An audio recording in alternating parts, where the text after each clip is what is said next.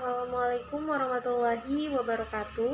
Perkenalkan, nama saya Jan Anggun Mono Arfa. Saya mahasiswa aktif semester 3 kelas C6 Prodi PGSD Universitas Muhammadiyah Gorontalo. Baiklah teman-teman, saya di sini membuat video untuk memenuhi ulangan atau ujian tengah semester mata kuliah Perspektif Global yang diampu oleh Ibu Yani Hardianti Mahmud. Baik, di sini saya akan menjelaskan tentang isu-isu yang ada di Indonesia mengenai pendidikan, kesehatan, dan ekonomi. Berikut penjelasan dari saya. Yang pertama adalah masalah pendidikan yang umum terjadi di Indonesia. Masih ada beberapa masalah pendidikan yang umum terjadi dan menjadi tantangan dalam meningkatkan kualitas dan akses pendidikan. Dalam suatu sistem, tentunya akan selalu ada saja kelebihan serta kekurangan. Tetapi, kinerja pada sistem akan menghasilkan kualitasnya seperti apa yang dijalankan dengan baik. Tentunya akan banyak sekali positif dan hasil yang baik. Dan berikut ini adalah beberapa contoh masalah pendidikan yang umum terjadi di Indonesia. 1. Akses terbatas ke pendidikan. Masih banyak anak di Indonesia yang menghadapi kesulitan dalam mengakses pendidikan, terutama di daerah terpencil, pedalaman, atau komunitas miskin.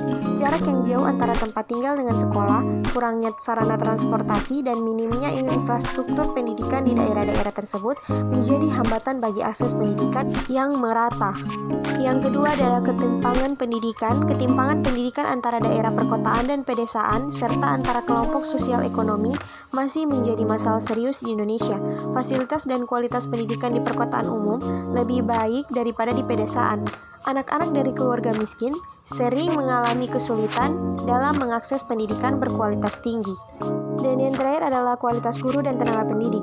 Tantangan terkait kualitas guru dan tenaga pendidik di Indonesia masih ada. Kurangnya pelatihan yang memadai, keterbatasan sumber daya manusia yang berkualitas di bidang pendidikan, serta tingkat rotasi yang tinggi di beberapa daerah menghambat konsistensi dan kualitas pengajaran. Yang selanjutnya adalah isu kesehatan. Di Indonesia, Hari Kesehatan Sedunia juga dirayakan sebagai pengingat pentingnya menjaga kesehatan seluruh masyarakat.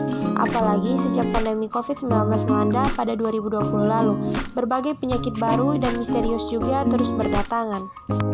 Tapi bukan hanya penyakit yang mewarnai dunia kesehatan di Indonesia, ada banyak peristiwa kesehatan yang juga terjadi sepanjang 2022 hingga 2023 ini. Yang pertama ada hepatitis akut pada anak. Sebanyak 650 anak dilaporkan mengalami hepatitis akut di seluruh dunia.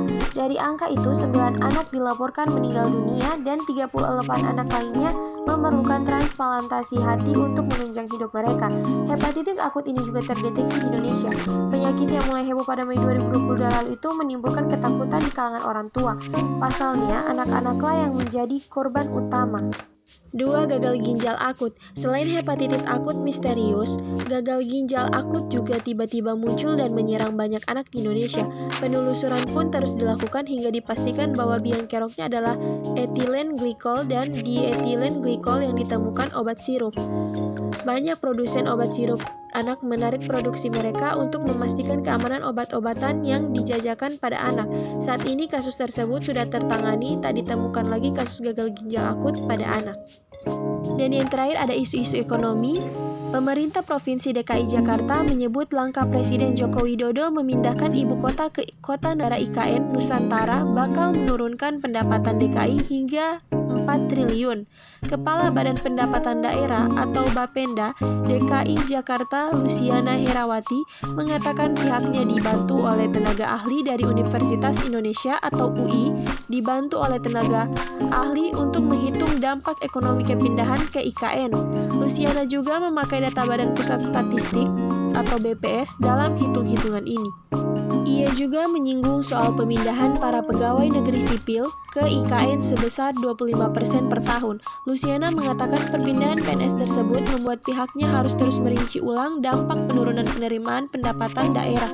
Luciana mengatakan kepindahan PNS dari kementerian lembaga amat memukul DKI Jakarta. Ia menyebut dana bagi hasil atau DBH yang diterima pihaknya akan susut karena seluruh pajak pertambahan nilai pindah ke Kalimantan Timur. Baik, itulah tadi penyampaian dari saya sedikit tentang isu-isu yang berada di Indonesia terkait dengan pendidikan, kesehatan, dan ekonomi.